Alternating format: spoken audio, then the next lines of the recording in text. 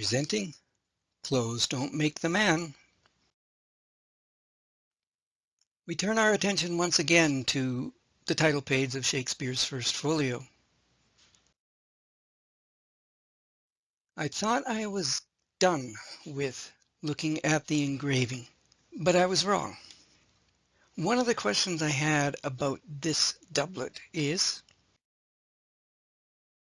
would a commoner wear this type of doublet? More to the point, would a commoner be allowed to wear this? So I went online and I found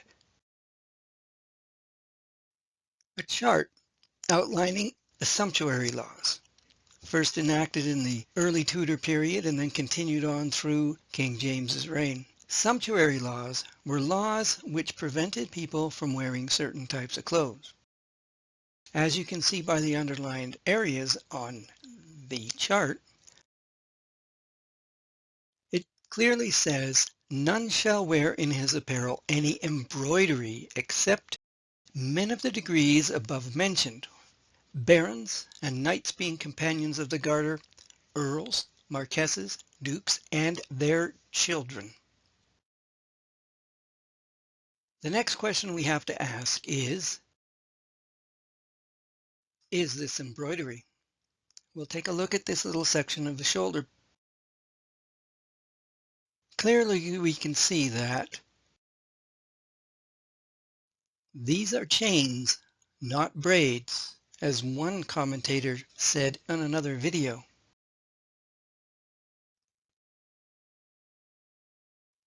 These are clearly lines along the same path as the links. And these are embroidered beads.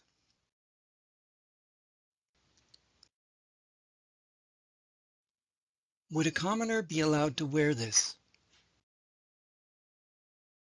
According to the sumptuary laws, no. Could there have been a model for the doublet? After all, it's quite intricate and quite well designed, so I have a feeling it is. But could the model have been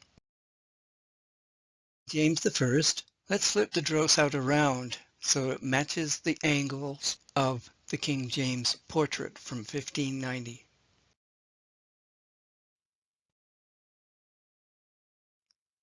Here are the shoulder wings compared. This is a portrait of King James I from the year before the First Folio was published. Notice his doublet. Let's compare the shoulder wings.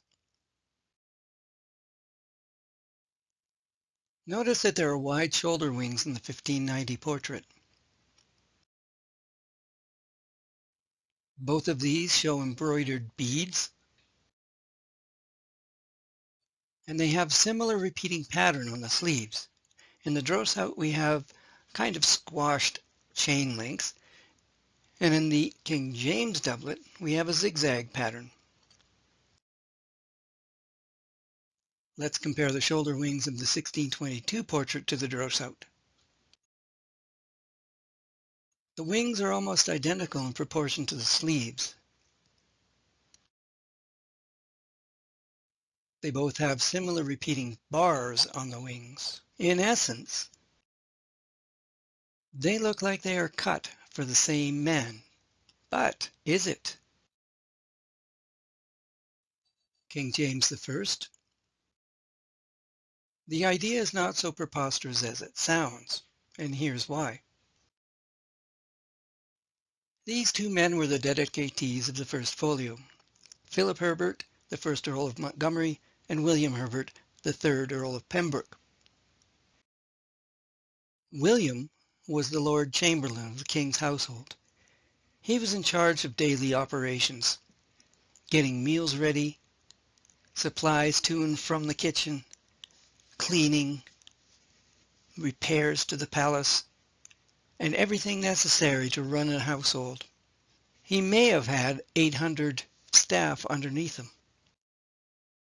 He and his brother Philip were cousins of Henry Herbert, who was the master of the revels. In 1623, in the summer, William Herbert encouraged his cousin Henry to purchase the reversion, which means the license, I guess, to become the master of the revels, which he did in August of that year. Henry's former boss, John Astley, was then current master of the King's wardrobe. Here is a hypothetical chain of events. William or Philip approaches Henry. Henry asks the former boss for a cast-off doublet.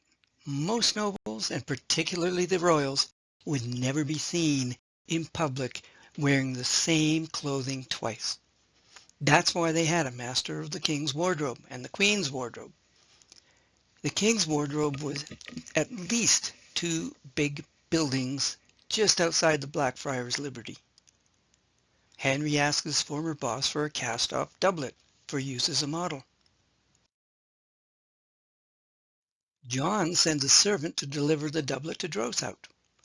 Or the doublet could be delivered to William or Philip, and their servant could deliver it to Droeshout. And voila! We have a mysterious and illegal doublet worn by an alleged commoner. Would a commoner wear this doublet? Nope, but he could if he were on stage. This implies that the title page is like a stage. And this man is hiding his identity, which means he is definitely wearing a mask.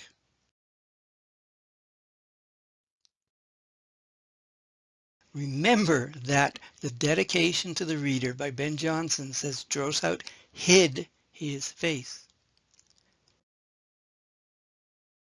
He has a crooked wig on, too. Putting it together. Commoners could not wear embroidered clothing except on stage. We have a mysterious and illegal doublet worn by an alleged commoner, which is modeled closely on doublets worn by King James I. He wears what looks like a crooked wig. The dedication says Droeshout hid his face, which means he is wearing a mask, which in turn indicates that the name is not that of the real author. And the plays were most likely written by this man, Edward de Vere, the 17th Earl of Oxford. Thank you for watching. Stay safe.